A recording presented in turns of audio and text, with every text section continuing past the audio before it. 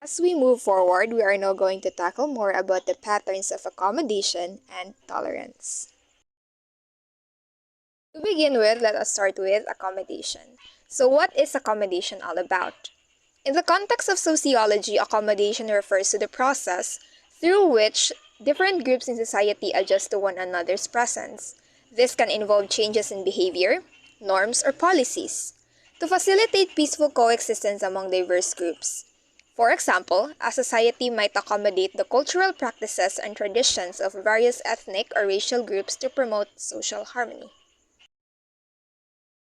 Moving on is we have tolerance. So what is tolerance about? Tolerance refers to the willingness to accept or respect differences, especially in terms of race, ethnicity, religion, or other characteristics.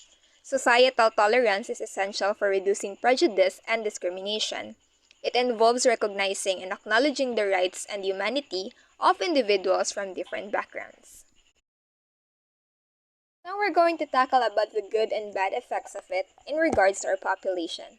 Let us start with the positive effects. It will bring to the community including social harmony, cultural enrichment, and economic gain.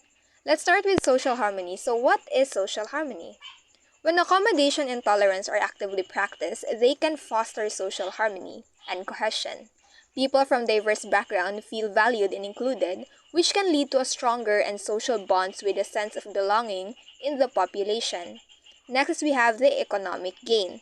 A tolerant and inclusive society can attract a diverse range of talents and expertise. This diversity can lead to innovation and economic growth, as a variety of perspective and skills contribute to problem solving here in entrepreneurship.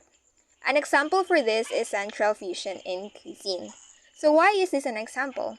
In many multicultural societies, the fusion in different culinary traditions has led to the creation of new and exciting dishes. For example, fusion restaurants that combine elements of the various cuisines can be a delicious example of cultural enrichment through accommodation. Next one is we have economic growth in diverse cities. So cities known for their cultural diversity often experience economic growth and prosperity. Example for this would be New York City as well as Davao City. A global economic hub and its diversity is seen as a source of strength and innovation. Moving on to the negative effects. Meanwhile, on the negative side, the negative effect including social division, political instability, economic imbalances, discrimination, and inequality. So what is social division? Sociological meanings that perpetuate stereotypes and prejudice can deepen social divisions.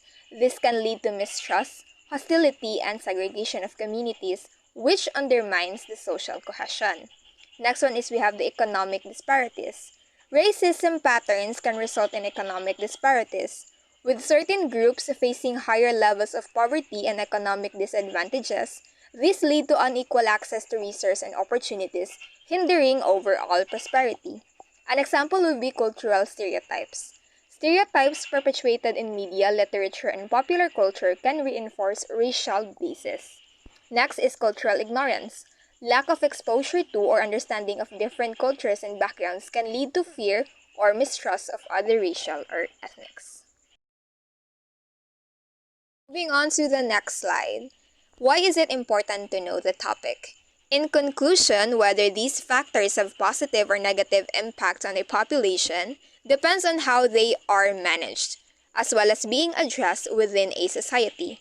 Efforts to promote accommodation, tolerance, and dismantling the racism patterns are generally associated with the positive outcomes, such as social cohesion, economic growth, and reduced conflict.